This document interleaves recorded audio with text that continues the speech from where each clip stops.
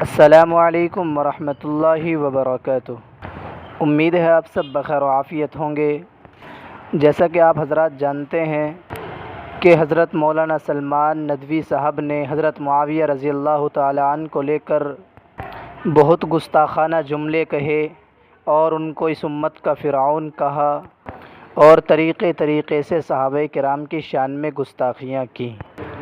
اس طرح کی صحابہ کرام کی شان میں گستاخیاں کوئی بھی مسلمان معاف نہیں کر سکتا۔ اس کے بارے میں مجھے حضرت مولانا مفتی یاسر ندیم الواجدی کا وہ جملہ یاد آتا ہے کہ اگر آپ صحابہ کے خلاف نہیں ہیں تو آپ خود گستاخ ہیں۔ خاص طور پر آج کل لکھنؤ کے اندر ایک فتنہ اٹھا ہے، بلکہ یوں کہنا چاہیے ایک فتین اٹھا ہے، بہت بڑا فتین، جو دوسری کتابوں سے فتنے تلاش کرتا ہے اور اس کا اردو میں ترجمہ کر کے اردو دا طبقے کے سامنے پیش کرتا ہے، اور اپنے ذوم میں اپنے آپ میں یہ سمجھتا ہے کہ ہم بہت بڑے محقق ہیں۔ اس کا حال یہ ہے کہ وہ جن کتابوں سے ان کا ترجمہ کرتا ہے ترتیب بھی اپنی نہیں بنا پاتا، ترتیب بھی وہی رہتی ہے، سمجھتا ہے کہ کوئی جانتا نہیں۔ دعویٰ ہے حدیث دانی کا، دعویٰ ہے کہ ہم حدیث جاننے والے ہیں، ہم سب سے بڑے محدث ہیں، ہم سب سے بڑے مفسر ہیں، ہم سب سے بڑے فقیہ ہیں، جتنی بھی نسبتیں ہیں سب ہم تک آتی ہیں، جتنے بھی ان کا یہ دعویٰ ہے۔ اور حالت یہ ہے کہ صحابی کی تعریف نہیں جانتے، منافق صحابہ، مخلص صحابہ، منافق صحابہ، ایسے صحابہ ویسے۔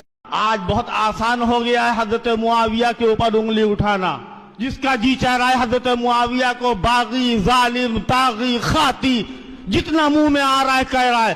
کان کھول کر کے سن لو، ضلالت کا سب سے پہلا زینہ حضرت معاویہ کی طرف سے سوء ظنی ہے۔ حضرت معاویہ کے اوپر اگر لان تان کرو گے تو دنیا میں کسی کام کے نہیں رہو گے، آگے ضلالت اور ظلمت اور اندھیرا ہی اندھیرا ہے۔ اور اللہ اس دنیا کے اندر دکھا دیتا ہے کہ حضرت معاویہ کو جنہوں نے کہا، انہوں نے ابو بکر و عمر کو کہا، انہوں نے خلفائے راشدین کو کہا، اور وہ یہ دعویٰ کرے کہ ہم اہل بیت سے محبت کرتے، جھوٹے ہیں، مکار ہیں۔ اہل بیت سے کون محبت کرے گا؟ حضرت علی کو کون مارے گا؟ ہم یہاں پر کہہ رہے ہیں اور ڈنکے کی چوٹ پر کہہ رہے ہیں کہ علی کے تم ماننے والے نہیں ہو، علی کے ہم ماننے والے ہیں۔